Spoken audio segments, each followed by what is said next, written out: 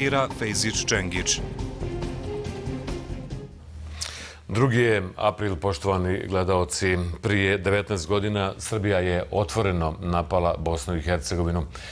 Bilo je prije napadnuto selo Ravno, dolje na jugu, potom je puklo u Bosanskom Brodu, gore na sjeveru, ali i u Bijeljini, gore sjeveroistočno, bilo je sve jasno. Ovo je rat.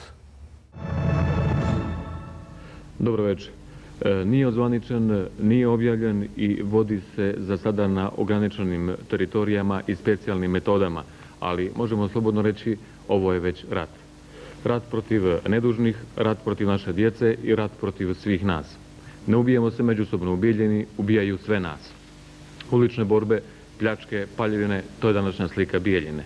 Naše ekipe nisu uspjele ući u ovaj grad, ali ipak imamo snimke. Nisu nam dozvolili oni kojima ne odgovara istina. Zahvaljujemo se našim gledalcima koji su na licu mjesta bili u funkciji naših izvještača i molimo ih za razumijevanje jer televizija Sarajevo se trudi da ne objavi ni jednu neprovjerenu vijest. Nemojte slušati glasine, ne vjerujte ničemu što ne vidite. Čuvajte mir i nemojte pristati na rat. Ovo je jedan zaista specijalni rat koji se vodi svim mogućim metodama, ne samo oružjem. U ovom istom dnevniku prije 19 godina najavljen je rat, ali u ovom dnevniku rat nikada nije odjavljen. Sada se rat protiv ove zemlje vodi specijalnim ekonomskim političkim metodama sa jednim te istim starim ciljem – razbiti državu Bosnu i Hercegovinu, oduzeti joj teritoriju i imovinu. Napadačima na Bosnu i Hercegovinu, njenim razbijačima, posao je olakšan. Iznutra malo je branilaca Bosne, a malo ljudi je i svjesno da je ovo rat. Napadači na Bosnu i Hercegovinu ne posustaju, oni su uporni na svom putu ka cilju. Nova epizoda neoficijalno je nazvana Memorandum 2. Dokument otkriva sarajevski nedjeljnik Slobodna Bosna. Beograd ne priznaje postojanje ovog dokumenta, ali vlada Republike Srbije 21. januara ove godine donijela je dokument nazvan Strategija očuvanja i jačanja odnosa matične države i dijaspore i matične države i Srba u regionu. Ova vladina odluka se može tumačiti kao zvanični vladin memorandum, to jest prva vladina odluka donesena na osnovu Memoranduma 2. Strategija vlade Srbije evo je na stolu u studiju CD-a. U dokumentu srbijanske vlade ključna organizacija koja treba da obavi posao povezivanja svih Srba u regionu je Srpska pravoslavna crkva, a tek onda, kao njena ispomoć, agencija u poslu imenovana je mreža diplomatsko-konzularnih predstavništava. Autori novog memoranduma navodno su opet srpski akademici koji smatraju svojom obavezom zaštitu interesa srpskog naroda u regionu. To je za akademike historijski, politički i moralni imperativ. Podsjećamo, Memorandum 1, dokument Srpske akademije nauka prije 25 godina, bio je dokument rata. Memorandum 2 je isto. Užas. Kreativni tim Face Agency, grafički, dizajnerski je lijepo upakovao taj užas i predstavlja vam ga glavne tačke, ciljeve Memoranduma 2.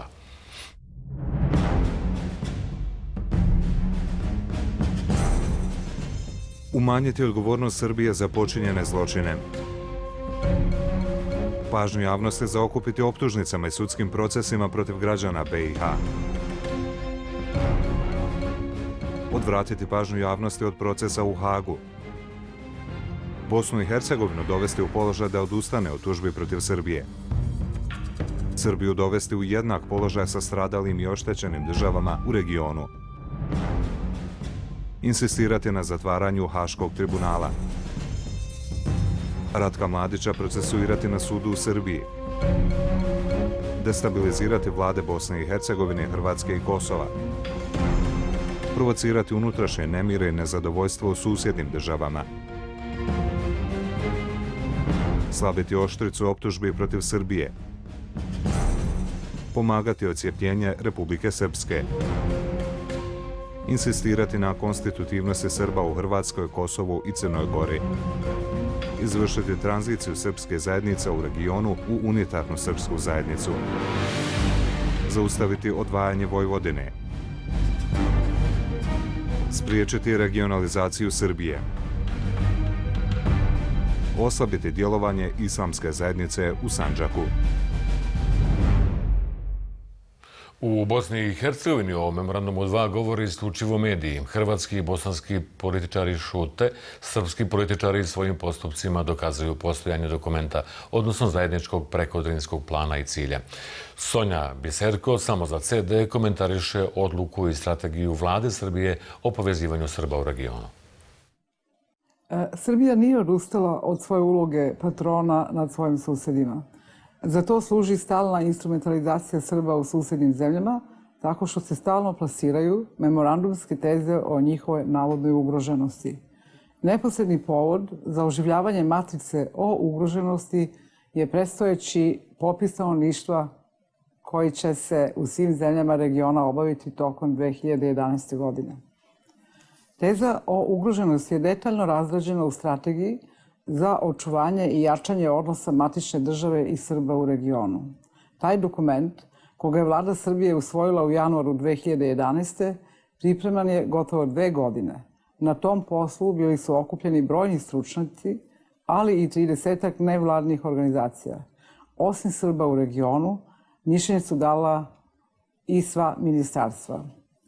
Smatra se da samo Srbi u Republici Srpskoj, u Bosni i Hercegovini, imaju dobro rešeno statusno pitanje u odnosu na ostale zemlje u okruženju, ali da je to jedini državni entitet u Evropi koji je pod stalnim pritiskom, koga EU i SAD žele da ukinu. Srbi u Federaciji Bosne i Hercegovine, ističe se, ne uživaju ni deo prava i uticaja koje Bošnjaci imaju u Srbiji. Također se smatra da Srbi u Hrvatskoj ne uživaju puna prava koje im garantuje Hrvatska država. Ističe se da se u Crnoj Gori vodi kampanja protiv Srpske pravoslavne crkve, a da Crnogorska država želi da potisne srpski jezik. A Srbi u Makedoniji nemaju pravo na slobodu veroispovesti, a u Sloveniji nemaju status nacionalne manjine. Strategija, kako se navodi, otvara novu eru odnosa države i Srbije i rasejanja. U regionu ima oko 2.120.000 Srba, što je više od četvrtine stanovništva Srbije.